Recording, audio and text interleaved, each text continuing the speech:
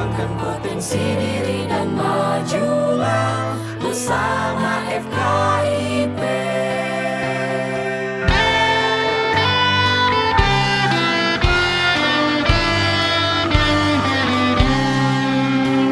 FKIP unsur Indonesia, tempat kami menuntut ilmu, melahirkan pendidik yang berkualitas dengan semangat juang 45.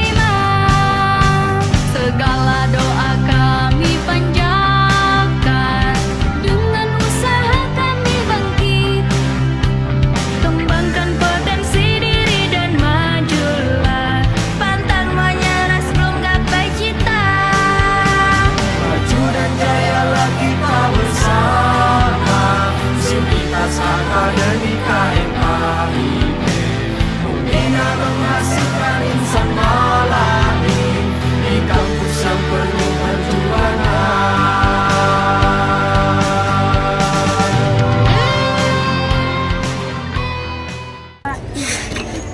Assalamualaikum warahmatullahi wabarakatuh. Kami dari kelompok 2 membuat video ini untuk menyelesaikan tugas mata kuliah pengantar pendidikan oleh dosen pengampu Bapak Hasbaudin SPD MPD.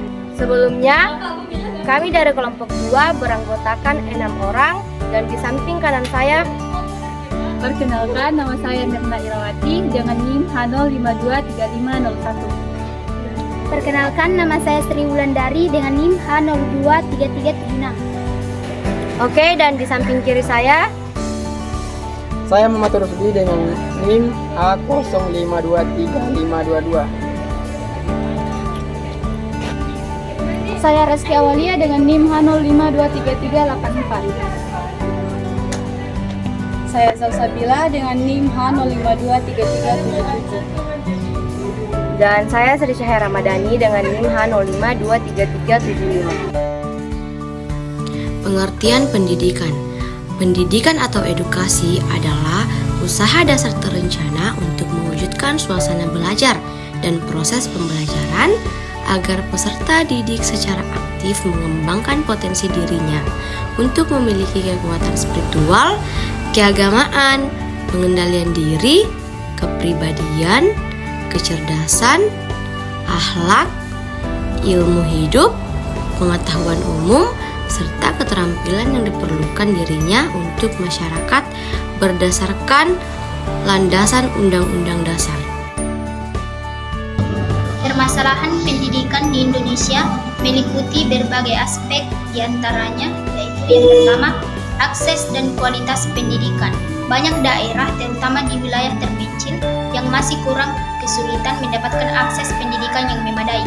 Infrastruktur yang kurangnya guru berkualitas dan fasilitas pendidikan yang tidak memadai menjadi kendala utama. Yang kedua, kesenjangan pendidikan. Terdapat kesenjangan antara pendidikan di kota besar dengan di daerah terpencil. Sumber daya dan fasilitas yang tersedia di kota seringkali jauh lebih baik dibandingkan di daerah. Yang ketiga, kurikulum yang kurang relevan. Kurikulum yang diterapkan seringkali tidak relevan dengan kebutuhan dunia kerja dan perkembangan zaman. Hal ini menyebabkan lulusan kurang siap menghadapi tantangan di dunia kerja. Yang keempat, mutu tenaga pendidik. Kualitas guru dan tenaga pendidik masih perlu ditingkatkan. Banyak guru yang belum mendapatkan pelatihan yang memadai dan belum menerapkan metode pengajaran yang efektif. Yang kelima, masalah pembiayaan. Pembiayaan pendidikan yang tidak merata dan terbatas menyebabkan banyak sekolah kurang dana untuk memenuhi kebutuhan operasional dan pengembangan. Yang keenam, tingkat partisipasi sekolah. Masih banyak anak yang putus sekolah atau tidak melanjutkan ke jenjang pendidikan yang lebih tinggi, terutama karena faktor ekonomi dan sosial.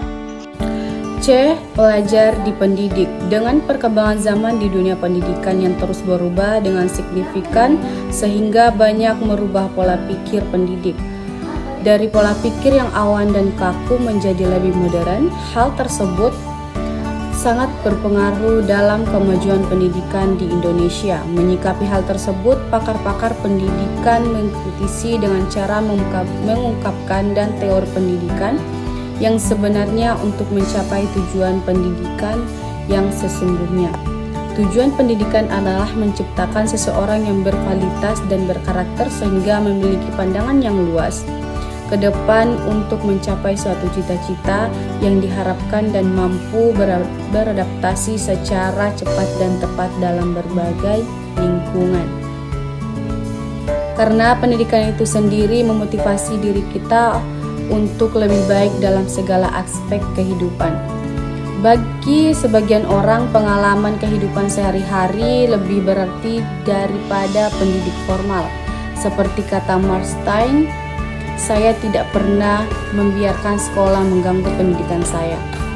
Pendidikan bisa saja berawal dari sebelum bayi lahir, seperti yang dilakukan oleh banyak orang dengan memainkan musik dan membaca kepada bayi dalam kandungan dengan harapan ia bisa mengajar bayi mereka sebelum kelahiran.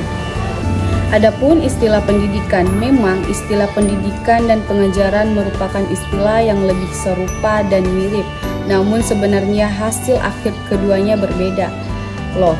Nah, pendidikan sendiri memberikan fokus penekanan dalam pemberian pengetahuan, sementara itu pengajaran yang menekankan pada pembentukan karakter dari peserta didik tersebut. Secara bahasa, definisi pendidikan adalah proses pengubahan sikap dan tata laku seorang atau kelompok orang dalam usaha mendewasakan manusia melalui upaya pengajaran dan pelatihan. Menurut Ki Hajar Dewarta, Bapak Pendidikan Nasional Indonesia, menjelaskan tentang pengertian pendidikan yaitu tuntutan di hidup tumbuhnya anak-anak. Adapun maksudnya, pendidikan yaitu menurut segala kekuatan kodrat yang ada pada anak-anak itu agar mereka sebagai manusia dan sebagai anggota masyarakat dapatlah tercapai keselamatan dan kebahagiaan setinggi-tingginya. Pendidikan adalah usaha sadar untuk menyiapkan peserta didik melalui kegiatan bimbingan, pengajaran, dan atau latihan bagi peranannya di masa yang akan datang. Menurut Undang-Undang Nomor 20 Tahun 2003, pendidikan adalah usaha sadar dan terencana untuk mewujudkan suasana belajar dan proses pembelajaran agar peserta didik secara aktif mengembangkan potensi dirinya untuk memiliki kekuatan spiritual, keamanan, pengendalian diri, kepribadian, kecerdasan, akhlak mulia, serta keterampilan diperlukan dirinya, masyarakat, bangsa, dan negara. Sedangkan pengertian pendidikan menurut Haji Horne adalah proses yang terus-menerus atau abadi dari penyesuaian yang lebih tinggi bagi makhluk manusia yang telah berkembang secara fisik dan mental, yang bebas dan sadar kepada Tuhan seperti termanifestasi dalam alam sekitar, intelektual, emosional, dan kemanusiaan dari manusia. Dari beberapa pengertian pendidikan menurut para ahli, maka dapat disimpulkan bahwa pendidikan adalah bimbingan atau pertolongan yang diberikan oleh orang dewasa kepada perkembangan anak untuk mencapai kedewasaannya dengan tujuan agar anak cukup cakap melaksanakan tugas hidupnya sendiri, tidak dengan bantuan orang lain. Kurikulum dan pembelajaran merupakan dua hal yang tidak terpisahkan. Walaupun keduanya memiliki posisi yang berbeda, kurikulum berfungsi sebagai pedoman yang memberikan arah dan tujuan pendidikan serta isi yang harus dipelajari. Sedangkan pengajaran adalah proses-proses yang terjadi dalam interaksi belajar dan mengajar antara guru dan siswa. Kurikulum dipahami sebagai suatu rencana kegiatan belajar para siswa di sekolah yang di dalamnya mencakup tujuan pembelajaran, bahan ajar, proses pembelajaran, dan evaluasi pembelajaran. Kurikulum yang secara konseptual disusun para tenaga ahli dan telah dijadikan sebagai kebijakan nasional yang dijadikan acuan dalam pelaksanaan kegiatan pembelajaran. Kurikulum sebagai sebuah sistem, yakni bahwa kurikulum merupakan rangkaian konsep tentang berbagai kegiatan pembelajaran yang masing-masing unit kegiatan memiliki keterkaitan secara koheren dengan lainnya, dan bahwa kurikulum itu sendiri memiliki keterkaitan dengan semua unsur dalam sistem pendidikan secara keseluruhan. Sementara pembelajaran dipahami sebagai bentuk implementasi dari serangkaian konsep tertulis yang sudah dipersiapkan dalam kurikulum. Semua kegiatan pembelajaran mulai dari tujuan, pemilihan metode, pendekatan, isi materi, hingga proses evaluasi harus mengacu sepenuhnya pada kurikulum tersebut. Saat ini, konsep pembelajaran di sekolah semakin berkembang dari pengajaran yang bersifat tradisional sampai pembelajaran dengan sistem modern. Kegiatan pembelajaran bukan lagi sekedar kegiatan mengajar yang mengabaikan kegiatan belajar, tetapi kegiatan pembelajaran yang lebih kompleks lagi dan dilaksanakan dengan pola-pola pembelajaran yang bervariasi. Perkiraan dan partisipasi masa depan. Ekonomi.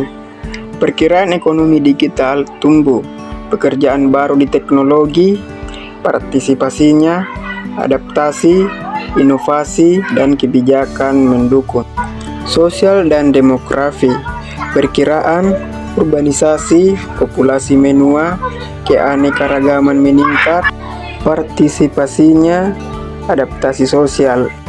Selanjutnya lingkungan, perkiraan perubahan iklim dan konservasi. Partisipasinya, gaya hidup hijau, teknologi, ramah lingkungan, dan kebijakan kuat.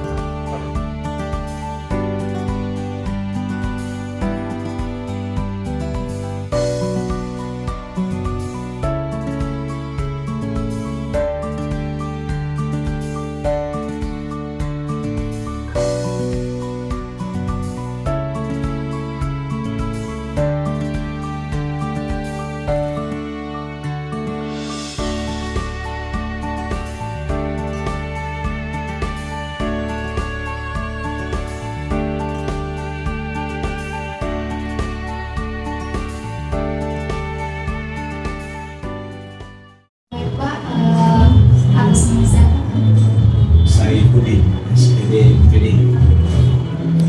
Maaf sebelumnya mengganggu waktu Bapak. Kami dari mahasiswa Universitas Sulawesi Barat. Kami ingin mewawancarai guru penggerak.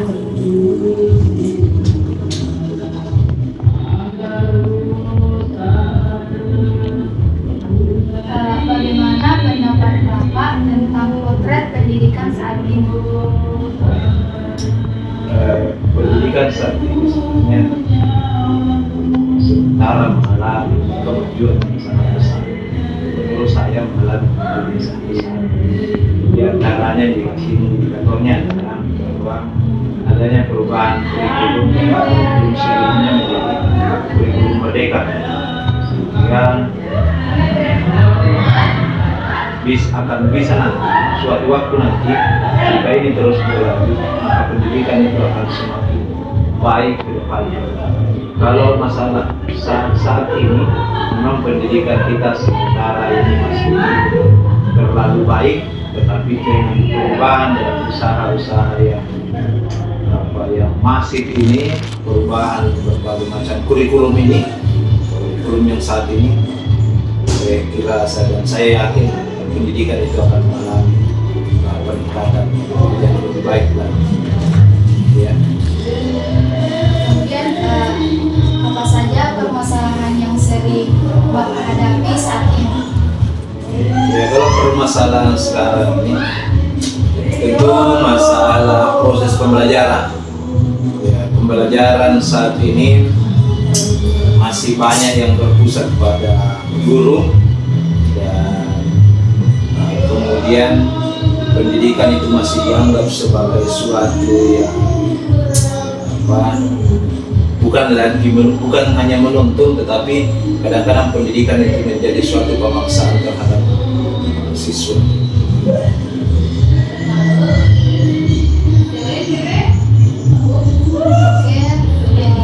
Yang ketiga, bagaimana sistem pendidikan saat ini?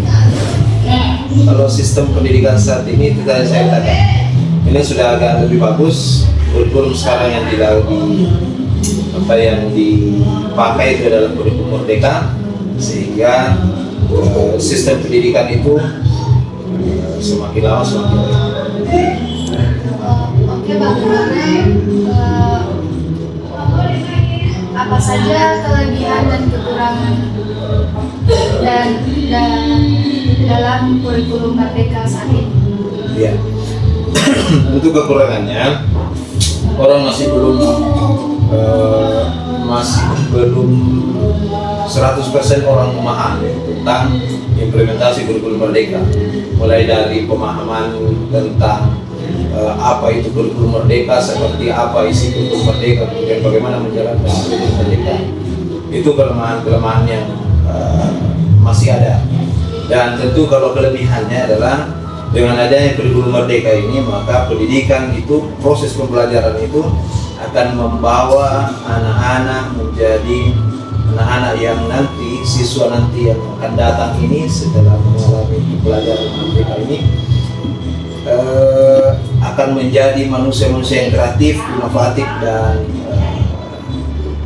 bisa menempuh pendidikan dengan cara yang sangat baik melalui kurikulum Merdeka. Baik, sebagai guru penggerak, apa saja upaya yang sudah dilakukan untuk meningkatkan mutu pendidikan? Sebagai guru, proses yang dilakukan itu tentu mulai dari dalam proses pembelajaran di dalam kelas. Yang pertama, proses pembelajaran dilakukan dengan cara yang sesuai dengan filosofi pendidikan Ki Hajar Dewantara, bahwa pendidikan itu adalah menuntun, sehingga dalam proses pembelajaran kami selaku guru ini akan memposisikan siswa sebagai sebagai satu-satunya tujuan untuk melakukan pembelajaran. Seluruh potensi pembelajaran itu akan berpusat kepada siswa, dan guru dijadikan sebagai, kami guru betul-betul ingin melayani supaya siswa itu bisa menjadi pembelajar dan menjadi cerdas dan berkarakter di masa yang akan datang. Sudah? Ya, Pak. Terima kasih. Oh iya, sama-sama.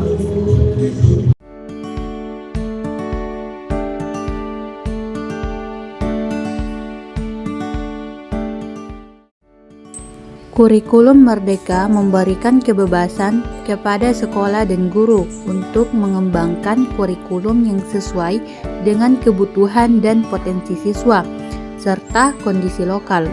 Ini memungkinkan penyesuaian yang lebih baik terhadap konteks dan kemampuan individu. Kurikulum ini menekankan pendekatan yang berpusat pada siswa, di mana pembelajaran disesuaikan dengan minat, bakat, dan kecepatan belajar masing-masing siswa. Ini bertujuan untuk mengoptimalkan potensi setiap siswa. Kurikulum Merdeka mendorong penggunaan metode pembelajaran yang inovatif dan kreatif, termasuk penggunaan teknologi dan pendekatan pembelajaran berbasis proyek yang relevan dengan kehidupan nyata.